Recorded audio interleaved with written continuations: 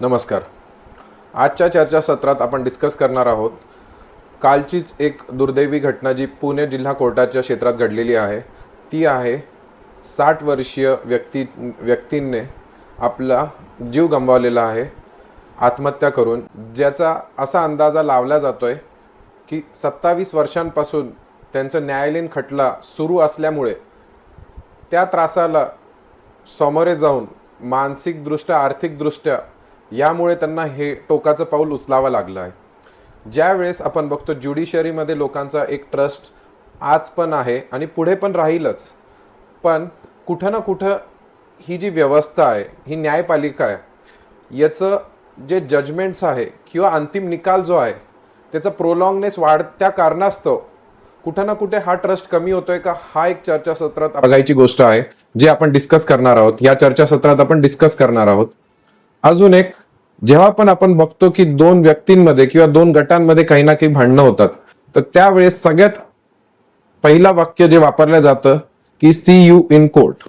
यावरूनच आपल्याला कळतं, ह्या वाक्यावरून ज्यावेळेस कोणी म्हणतं की तुला कोर्टात बघतो किंवा सी यू इन कोर्ट, अंतिमतः किंवा लास्टली व्हेन वी सी की आता तुला कोर्टातच बघतो, यावरूनच आपल्याला कळतं की the trust that people endow upon the courts, किंवा जो ट्रस्ट एक लोकांना आहे, जो विश्वास लोकांना न्यायपालिकेवर आहे, तो आज पण आहे. आणि त्यासाठी अजून मजबूत करायला किंवा तो ट्रस्ट कुठं ना कुठं गमावलेला जात नाहीये किंवा तो कुठं ना कुठं हरवत नाहीये, ह्यासाठी न्यायपालिकेने कसं अजून इम्प्रूव्हमेंट आणावं लागतील, त्यात मग आपण एक वकील म्हणून आपण पण सहभागी होतो. त्याच प्रकारे न्यायपालिकेत ॲडमिनिस्ट्रेशन असेल किंवा जजमेंट प्रोनाउन्समेंट्स असतील, ह्यात काही बदल घडायला हवेत का, ह्यावर आपण चर्चासत्रात ह्या पूर्ण डिस्कस करणार आहोत. या सर्व न्यायपालिकेत आपण कसं एक एक्सपिडिशियस जस्टिस सिस्टीम आणू शकतो, जेणेकरून आपण म्हणतो की स्पीडी जस्टिस हे होणे गरजेचं आहे. बऱ्याचदा हे प्रोवर्ब वापरलं जातं की justice delayed is justice denied. मग आपण बघू शकतो की हे जस्टिस डिले होता कामा नये, याची कशी आपण एक दखल घेऊन त्याला कसं चेंजेस किंवा काय बदलाव आणू शकतो, ह्यासाठी आपण आज जोडलेलो आहोत डॉक्टर ॲडव्होकेट सुधाकरराव आव्हाड सरांसोबत. आव्हाड सरांकडून आपण जाणून घेऊया कोणते बदल आपण आणू शकतो ह्या घटनेनंतर, आपल्याला काय शिकता येईल, न्यायप्रणालीला काय शिकता येईल, आणि हे अशा दुर्दैवी घटना परत घडणार नाहीत आपल्या राज्यात किंवा देशात, यासाठी आपण काय करू शकतो. ज्यावेळेस आपण बघतो की ज्युडिशियल पेंडन्सी आणि नंबर ऑफ जजेस हे सगळ्यात कमी भारतात बघायला भेटत आहेत. आपण हे बोलून मोकळे होतो की जजेसचे वेकेशन्स खूप असतात, पण त्यांच्यावरचा लोड आणि स्ट्रेस ह्याला आपण कुठं ना कुठं विसर पडतोय का आपल्याला, हे गृहीत धरणं गरजेचं आहे. त्याचप्रमाणे वकील म्हणून आपण किती अपीअरन्स देतो हे एक बघायची गोष्ट आहे. अजून येत्या काळासोबत जो आपण बघतोय की कंटेम्पररी चेंजेस जे होत आहेत, कृत्रिम बदलाव आपण जे बघतोय की आता आर्टिफिशियल इंटेलिजन्सचा एक यूज वापरला जातोय, बऱ्याच देशांमध्ये हे चालू पण झालंय, पण आपण बघतोय की आपण एक कुठं ना कुठे एक प्रेसिडेंट सेट करू शकतो का, म्हणजे बाकी देशांची संख्या काय आपल्या एवढी नाहीये, म्हणून दरवेळेस असं गरजेचं नाहीये की आपण त्यांच्याकडून काही घ्यायला पाहिजे. वाय नॉट वी फर्स्ट, आपण का फर्स्ट नाही करू शकत. तर अशा काही गोष्टी आपण आणू शकतो का, ह्या संपूर्ण चर्चासत्रात आपण बोलणार आहोत, डिस्कशन करणार आहोत आणि जाणून घेणार आहोत सरांचे मत. सर, कालची तर खरं फारच दुर्दैवी घटना आहे. काल जाधव नावाच्या एका व्यक्तीनं पुणे जिल्हा न्यायालयाच्या परिसरातील एका आपल्या नवीन इमारतीतील 3ऱ्या मजल्यावरून खाली उडी मारून आत्महत्या केली. त्यासोबत त्यांनी आपली एक सुसाईड नोट लिहून ठेवलेली आहे आणि अशी सुसाईड नोट लिहून ठेवल्यानंतर त्याने त्यात कारण नमूद केलेलं आहे की इतके वर्ष माझा खटला पेंडिंग आहे, आणि मग जर का त्या खटल्यात त्याला न्याय मिळत नसेल तर तो असा नैराश्यग्रस्त झाला आणि त्या नैराश्यातून त्यांनी काल आत्महत्या केलेली आहे. खरं तर प्रश्न असा उपस्थित होतो की न्यायदानाला होणारा असा हा विलंब आणखी किती बळी घेणार आहे. खरोखरच आम्ही नेहमी म्हणतो, अनेक वेगवेगळ्या कॉन्फरन्स किंवा बैठकांच्यामध्ये न्यायमूर्ती, न्यायाधीश, वकील मंडळी म्हणत असतात justice delayed is justice denied. हे जरी म्हणण्यापुरतं खरं असलं तरीही प्रत्यक्षात आपण पाहत आहोत की खटले अनेक दशकानुदशकं पेंडिंग राहिलेले असतात. खटले 20-20 वर्ष खालच्या कोर्टातच पेंडिंग राहिलेले असतात. एवढंच कशाला, कधीकधी साधक कोर्टाचं समन्स जायला 2-2 वर्ष लागत असतात. मग जर का आम्ही प्रोसिजरमध्येच एवढा वेळ घालवत असू तर मग शेवटी असे खटले कधी निकालात निघणार.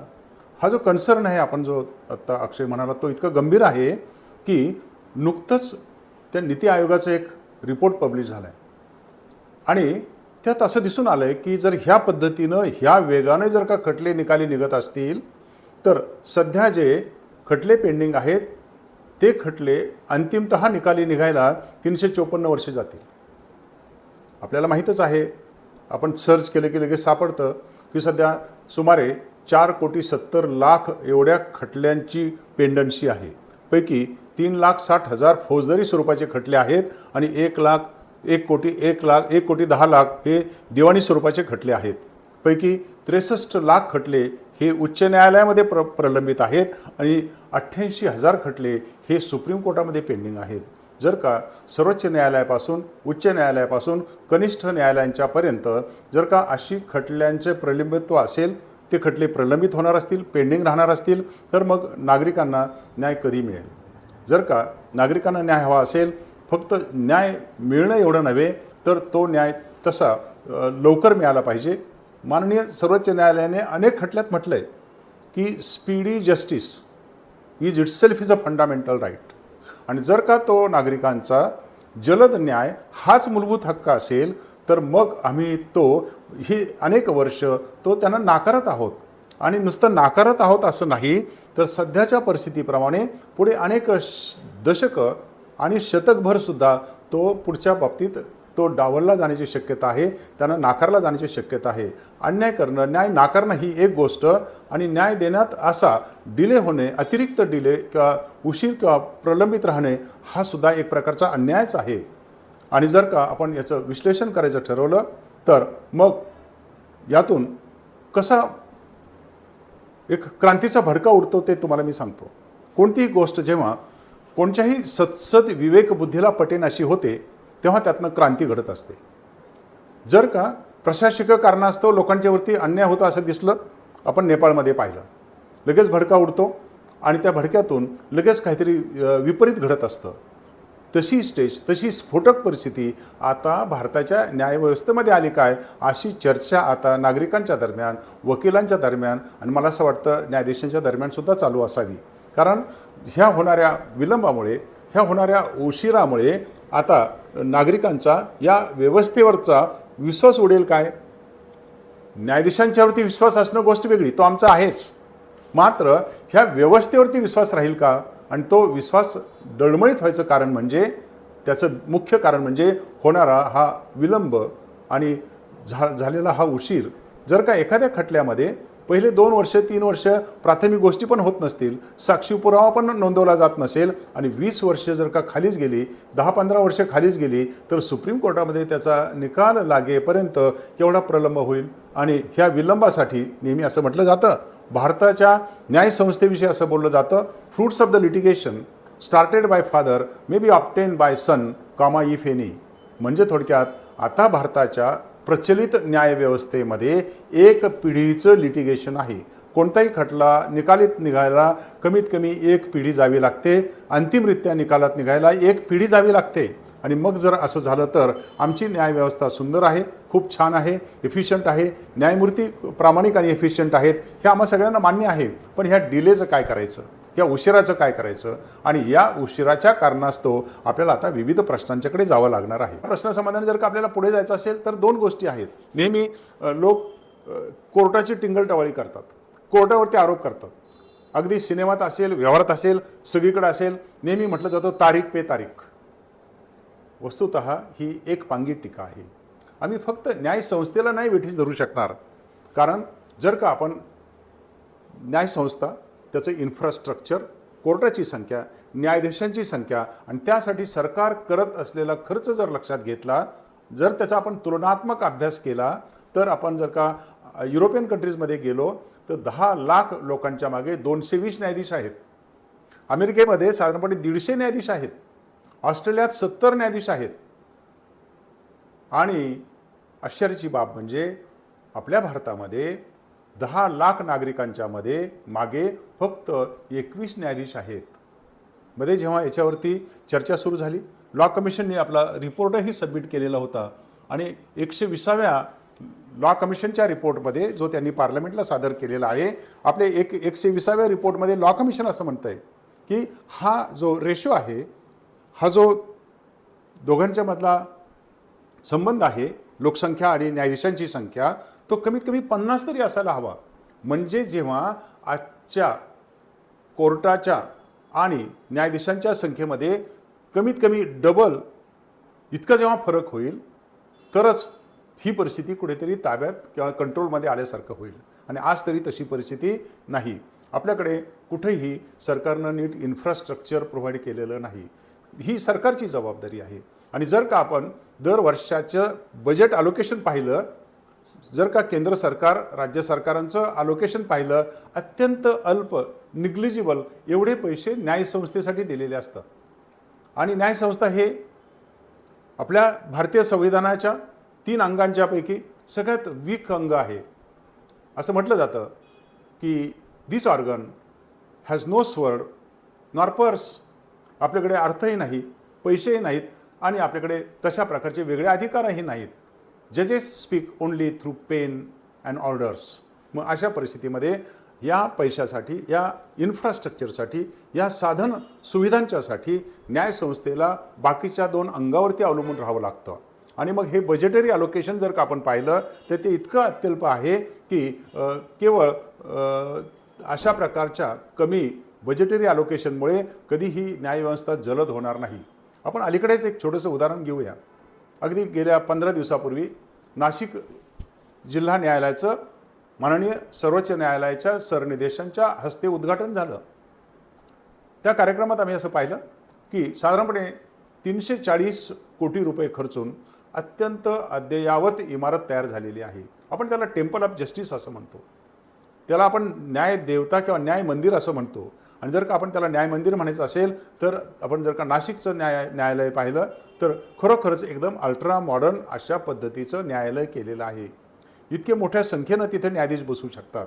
आता हे सगळे गोष्ट दुप्पट करायची वेळ आली. जोपर्यंत आपण हे दुप्पट करणार नाही, संख्या दुपटीनं वाढवणार नाही, तोपर्यंत फारसं काही घडणार नाही. हे होण्याचं कारण म्हणजे आज जर का आपण कोणत्याही दिवाणी न्यायालयाचा आपण बोर्ड रोजचा पाहिला, 100 मॅटर रोज बोर्डवर असतात. न्यायाधीशसुद्धा एक व्यक्तीच आहे, ह्युमन बिईंग आहे. मग ते त्यांच्यासमोर येणाऱ्या त्या विविध खटल्यांच्यामधून रोज किती खटले चालू शकतील? 1, 2, 3, 4, 5 असे 4-5 खटले चालतात. प्रोसिजरल मॅटर्स घ्यावे लागतात. आणि मग हे सगळं झालं की बाकीचे राहिलेले 100 खटले पुढच्या तारखेला जात असतात. आणि म्हणून हा सगळा लोंढा तुंबत चाललेला आहे. असं तुंबल्यानंतर ह्या तुंबलेल्या खटल्यांचा महापूर होऊ नये याची दक्षता कोर्टाने तर घ्यायचीच आहे, पण विशेष करून केंद्र आणि राज्य सरकारनं घेतलीच पाहिजे. आणि त्यासाठी काय करायला पाहिजे तर जसं नुकतंच आता रिपोर्ट सांगतो की भारतामध्ये एकूण 5,600 न्यायाधीशांची पदं रिकामी आहेत. तुम्ही ती पदं भरत नाहीत. नवीन पदं निर्माण करणं लांबच राहिलं. म्हणजे प्रथम काय केलं पाहिजे? 1 नंबरला सगळे न्यायाधीशांची पदं भरली पाहिजेत. आणि अशी न्यायाधीशांची पदं भरण्यासाठी काय केलं पाहिजे? जसं आपल्याला आता सुचवण्यात आलेलं आहे की नॅशनल ज्युडिशियल रिक्रुटमेंट सुरू केलं पाहिजे. युनिफाईड सिस्टीम पाहिजे नॅशनल रिक्रुटमेंटची. आणि म्हणून आता ही गोष्ट नॅशनल ज्युडिशियल रिक्रुटमेंटच्याद्वारे अशा प्रकारच्या पोस्ट त्वरित भरल्या गेल्या पाहिजेत. हे पहिलं. दुसरं, बजेटरी अलोकेशन किंवा या गोष्टीसाठी केंद्र आणि राज्य सरकारने पुरेसा निधी दिला पाहिजे. आणि असा निधी दिल्यानंतर मग आम्ही न्यायाधीशांच्याकडनं काही वेगळ्या अपेक्षा करू शकतो. जोपर्यंत आम्ही त्यांना इन्फ्रास्ट्रक्चर देणार नाही, त्यांची संख्या वाढवणार नाही, त्यांच्याकडे पेंडिंग असलेल्या खटल्यांची संख्या कमी होत नाही, तोपर्यंत आम्ही त्यांच्याकडून पूर्ण कार्यक्षमतेने न्याय मिळेल असं काही गृहीत धरून चालू शकणार नाही.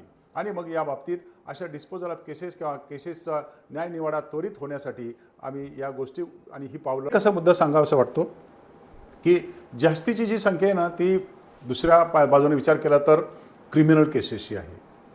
आणि रोज आपण पेपरात वाचतो, रोज आपण रिपोर्ट्समध्ये वाचतो, विविध कार्यालयीन किंवा न्यायप्रविष्ट असलेल्या प्रकरणाचा जर अभ्यास केला तर आपल्या भारतातले सगळे कारागृह, जेल्स हे ओव्हर क्राऊडेड आहेत. साधारणपणे असं म्हटलं जातं की ह्या सगळ्या प्रिझन्समध्ये दुप्पट संख्येची लोक तिथे ठेवलेले आहेत. ठेवलेले आहेत कशाला? कोंडलेलेच आहेत म्हणा ना. म्हणजे थोडक्यात जिथे 100 प्रिझनर्स असायला हवेत तिथे 200 ठेवलेले आहेत. त्यांना सोयीसुविधा नाहीत. एकीकडे आमचं सर्वोच्च न्यायालय असं म्हणतं आहे की आम्हाला ह्या प्रिझनरला सुद्धा त्यांचे बेसिक फंडामेंटल राईट अवेलेबल असतात. आणि एकीकडे आम्ही असं म्हणतो भारतीय संविधानाचा हवाला देतो आणि दुसरीकडे मात्र त्यांना साध्या सुविधाही तिथे जेलमध्ये मिळू शकत नाहीत. साधं तिथे झोपण्याच्या जागासुद्धा त्यांना उपलब्ध होऊ शकत नाहीत. मग या परिस्थितीमध्ये जे अंडर ट्रायल असतात ना, त्या अंडर ट्रायलचं काय करायचं या बाबतीत काहीतरी एक ठोस निर्णय झाला पाहिजे. अंडर ट्रायल व्यक्तींना असं डांबून ठेवल्यानंतर एकीकडे तुमच्याकडे यंत्रणा नाही, एकीकडे तुम्ही केसेस लवकर डिसाईड करत नाहीत आणि दुसरीकडे तोपर्यंत त्यांना तिथे तुम्ही डांबून ठेवता, त्यात त्यांचा काहीच दोष नाही.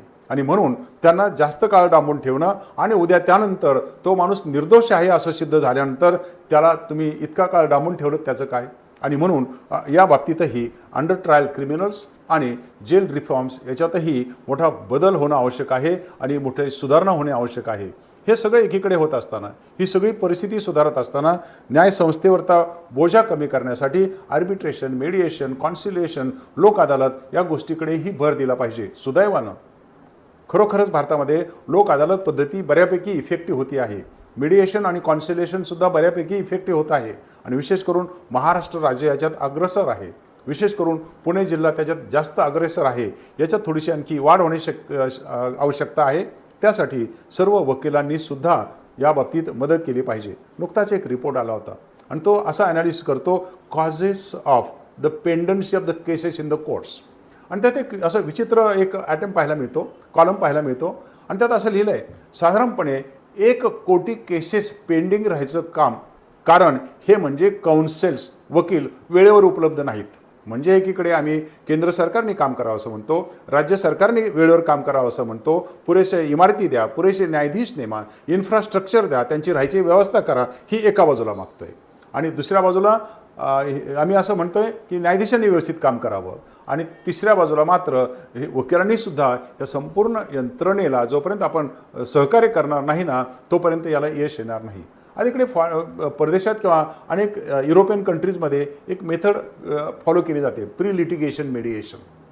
लिटिगेशन सुरू व्हायच्या आधीच जर का अशा प्रकारचा त्यांच्याशी संवाद करता आला, प्री लिटिगेशन मिडिएशन करता आलं, तर त्यांना तेव्हाच कळू शकतं अरे माझ्या खटल्यात किती मला जोर आहे, माझ्या खटल्यात मला किती यशाची शक्यता आहे, माझ्या खटल्यामध्ये किती माझं कायदेशीर गोष्ट ॲक्सेप्ट होऊ शकते. म्हणजे थोडक्यात विनाकारणचे जे खटले आहेत किंवा यश येण्याची हमी नसलेले किंवा शक्यता नसलेले जे खटले दाखल केले जातात याचीही संख्या बऱ्यापैकी कमी होऊ शकते. म्हणजे थोडक्यात आता ही गोष्ट किंवा याचा नीट उलगडा करायचा असेल आणि आपल्याला काही त्यासाठी कायमस्वरूपी सोल्युशन शोधायचं असेल आणि याचा स्फोट किंवा भडका होऊ द्यायचा नसेल, अनेक बळी आणखी जाऊ द्यायचे नसतील, तर मला असं वाटतं यासाठी विविध स्तरावर सर्वांगीण चर्चेची जरुरी आहे. अशी सर्वांगीण चर्चा करत असताना शेवटचा मुद्दा मांडतो की आपले जे कायदे आहेत हे सुमारे 150 वर्षाचे जुने कायदे आहेत आणि ब्रिटिशकालीन कायद्यामध्ये काळानुरूप बदल व्हायला पाहिजे. माझं मत स्वतःचं असं आहे की सिव्हिलच्या बाबतीत बोलायचं असेल तर सिव्हिल प्रोसिजर कोड 1908 हा जो 1908चा सिव्हिल प्रोसिजर कोड आहे, मला असं वाटतं याच्यातही बदल झाले पाहिजेत. आम्ही काही त्याच्यातली मेथडॉलॉजी समोर आणली पाहिजे. ज्या क्लिष्ट तरतुदी आहेत, विनाकारणचे जे तारखा लांबणाऱ्या प्रक्रिया आहेत ह्या आम्ही करू शकलो पाहिजेत. समन सर्व करायची प्रक्रिया आम्ही शॉर्ट केली पाहिजे, कागदपत्र दाखल करण्याची प्रक्रिया आम्ही शॉर्ट केली पाहिजे, रिटर्न स्टेटमेंट असतील, काउंटर क्लेम असतील, सेट ऑफ असतील, याची प्रक्रिया आम्ही कमी केली पाहिजे. आणि यासोबतच साक्षीदार जे असतात ते जे मुद्द्यापुरते साक्षी कशी नोंदवायची याच्या बाबतीत सुद्धा काही नियम घालून दिले पाहिजेत. नाहीतर कायदा तांत्रिकदृष्ट्या योग्य असेल मात्र तो व्यवहार्य नसेल आणि मग व्यवहार्य कायदा नसेल तर तो लोकमान्य होणार नाही. कोणत्याही देशाची सुरक्षितता, कोणत्याही देशातील लोकशाही ही त्या देशाच्या साऊंड ज्युडिशियल सिस्टीमवर अवलंबून असते. आणि आज तर आपण पाहतो राजकारण किंवा बाकीच्या गोष्टीकडे जर पाहिलं तर असं वाटतं की भारतामध्ये फक्त आणि फक्त न्यायसंस्थाच देशासाठी पोषक आणि एकमेव रिलायबल संस्था राहिलेली आहे. अशा परिस्थितीमध्ये जर का तो एक खांबी तंबूसुद्धा डळमळायला लागला तर मला असं वाटतं हा असंतोष हा आणखी वाढेल आणि त्याचा स्फोट झाल्याशिवाय राहणार नाही. सर, माझा दुसरा प्रश्न आहे, ज्या वेळेस न्यायपालिकेत किंवा न्यायप्रणालीत एखाद्या खटल्याला जर एवढे वर्ष लागत असतील, 20 ते 30 वर्ष, 27 वर्ष जर लागत असतील, तर ह्या अनुषंगाने एखाद्या क्लायंटला मानसिक, आर्थिक आणि सामाजिक दृष्टिकोनाने कोणत्या अडचणींना सामोरे जावं लागतं? मला असं वाटतं की याचे 3 प्रकारचे परिणाम होत असतात. एक तर त्या व्यक्तीला न्याय पाहिजे असतो, म्हणजे त्याच्यावर अन्याय झालेला असतो म्हणून तो कोर्टात आलेला असतो. आणि मग असा अन्यायग्रस्त व्यक्ती जेव्हा कोर्टात येतो आणि मग त्याला जर का वर्षानुवर्ष हेलपाटे मारावे लागले आणि त्याला कळालं की अरे ह्या कोर्टात माझं काहीच होत नाही, ज्याला आपण गमतीनं तारीख पे तारीख असं म्हणतो, मग त्याचा विश्वास डळमळीत होतो. एवढंच नव्हे तर त्याचं मानसिक स्थैर्य, मानसिक स्वास्थ्य तसंच कौटुंबिक स्वास्थ्य हे बिघडत असतं. आणि अलीकडे कोर्ट कचेरी आणि त्याचा खर्च हाही सर्वसामान्य माणसाच्या आवाक्याच्या बाहेर गेलेला आहे. म्हणजे त्याच्यावरती सामाजिक, आर्थिक, मानसिक हे सगळे तणाव निर्माण होत असतात आणि एकूणच मग सामाजिक अस्वस्थता निर्माण होत असते. समाजामध्ये न्याय पाहिजेच, पण तो न्याय मिळतो याची खात्री मिळाली पाहिजे. सर, माझा लास्टचा एक फ्युचर ओरिएंटेड प्रश्न आहे की आज आपण बघतोय की न्याय प्रणालीत भरपूर चेंजेस आलेले आहेत, ई कोर्ट्स वगैरे सुरू झाले आहेत, which is a good thing. बऱ्यापैकी आपण बघतोय की रिफॉर्म्स येत आहेत, आधुनिक बिल्डिंग्स पण होत आहेत. जसं नाशिक डिस्ट्रिक्ट कोर्टाची आपण एक रिसेंटली बघितलेली आहे, जी भारतात एक वन ऑफ दी बेस्ट आपण म्हणू शकतो की district court buildings across India आहे. तर मग त्याच वेळेस अशा आधुनिक गोष्टी आपण समोर जात असताना आर्टिफिशियल इंटेलिजन्स जे आपण बघतो, एक प्रायव्हेट सेक्टरमध्ये बघा किंवा सरकार पण ई गव्हर्नन्सच्या माध्यमाने ते आणत आहे. तर न्याय प्रणालीत हे आणून कसं आपण ज्युडिशियल पेंडन्सी कमी करू शकतो. नॅशनल ज्युडिशियल डेटा ग्रीडचा जो आपण बघतोय की आपल्याकडं डेटा आहे, त्यात आपण जर बघायला गेलो तर केसेसची पेंडन्सी जे क्लोज टू अराउंड 5.25 कोटी आहे, ती कशी आपण एक मिनिमाइज करू शकतो with the use of AI. अक्षय, तुम्ही म्हणता तसं बरोबर आहे. कृत्रिम बुद्धिमत्तेला आता पर्याय राहिलेला नाही. कृत्रिम बुद्धिमत्ता आपल्या जीवनाचा अविभाज्य भाग झालेला आहे. जगभर त्याचा आता बोलबाला चालू आहे आणि आपणही त्याकडे दुर्लक्ष करून चालणार नाही. मात्र त्या बाबतीत एक संदेश द्यावासा वाटतो. Artificial intelligence can be a good servant but not a good master. असं जर का आपण त्याला वागवलं, त्याला जर का आपला असिस्टन्स म्हणून वागवलं, आपल्या मदतीला घ्यायचं ठरवलं, तरच ते उपयोगाचं आहे. आपण त्याच्यावरती पूर्णपणे अवलंबून राहायचं ठरवलं तर मग मात्र ते धोकादायक आहे. अलीकडची परिस्थिती पाहता जिथे जिथे आपण आवश्यक आहे तिथे तंत्रस्नेही झालंच पाहिजे, टेक्नोसेव्ही झालंच पाहिजे. मात्र असं टेक्नोसेव्ही व्हायच्या नादामध्ये आपण त्याच्यावरती अवलंबून राहायला नको, परावलंबी व्हायला नको. एकीकडे आपण ह्या गोष्टी करत राहिल्या पाहिजेत, तंत्रस्नेही व्हायला पाहिजे, पण आपण त्या कोलंबिया राज्याचं उदाहरण घेतलं पाहिजे.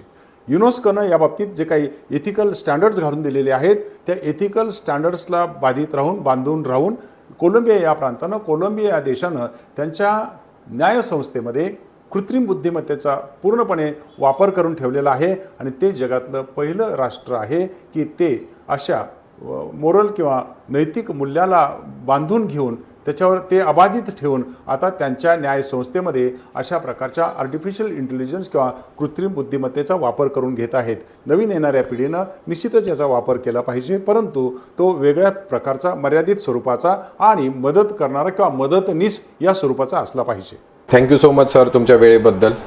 थँक्यू. नमस्कार.